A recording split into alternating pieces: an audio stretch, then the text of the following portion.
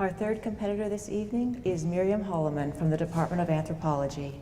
Her talk is entitled, A Cross-Cultural Framework for Measuring Attitudes Toward Disability. My name is Mirjam Holleman, and I'm from the Department of Anthropology, and I'm researching attitudes towards disability and how that impacts the social integration of disabled people in society.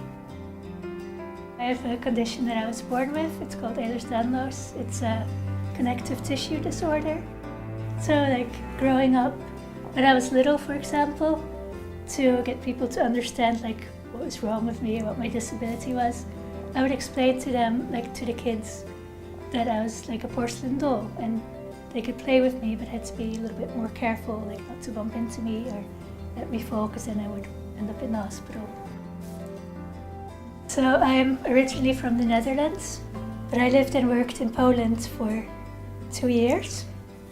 And I noticed a big difference between the Netherlands and Poland in terms of the accessibility of the environment, and therefore also how often you see people with disabilities out in the street or in daily life. But I realized some people are confronted with this every single day. They don't have access to shops or movie theater or the bank or any other places, because not all places are accessible. We're all people with different abilities, different limitations, but we all have the same desires to be included and to be part of the world. It's not so much about making special accommodations for a few people, but just making it accessible for everyone. Imagine you're standing at the foot of a castle. You can see and hear people inside. They're talking and laughing and having a good time, and you want to join them, but there's no way to get into this castle. There are no stairs. And then you remember that everyone else can fly, and so they simply jumped up off the ground and flew inside the castle.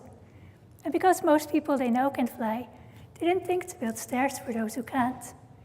This is what it feels like when you're in a wheelchair and there's no ramp or lift to get inside a building. My research focuses on attitudes towards disabilities and how this shapes the social integration of disabled people in society. Various attitudes towards disability skills have been developed, but these rarely can be applied cross-culturally. For example, a statement such as disabled people are less likely to live independent lives might suggest a negative stereotype in a culture where independence is highly valued. However, in a place where it's the norm for everyone to live in interdependent communities, it could suggest a more neutral or even a positive attitude.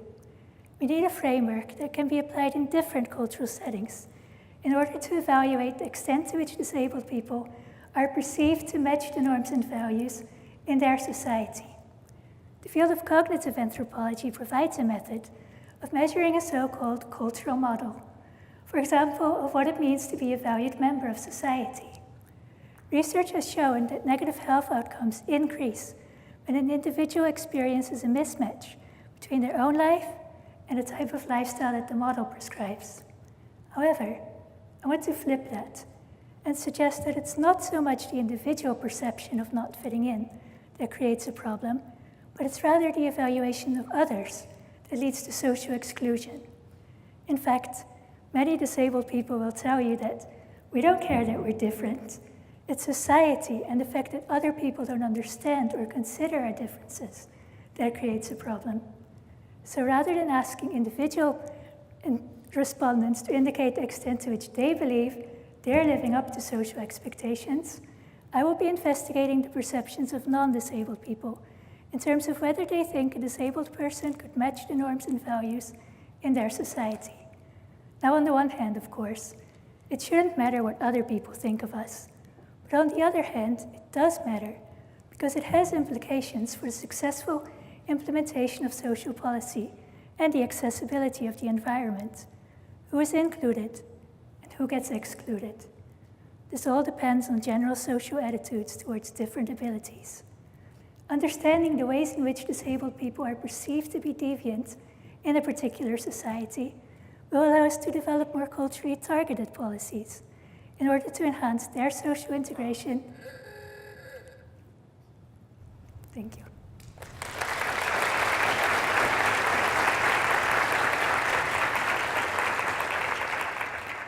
I think it went okay. I had one word left to say, but it almost sounded like I was finished, I think, so it was okay.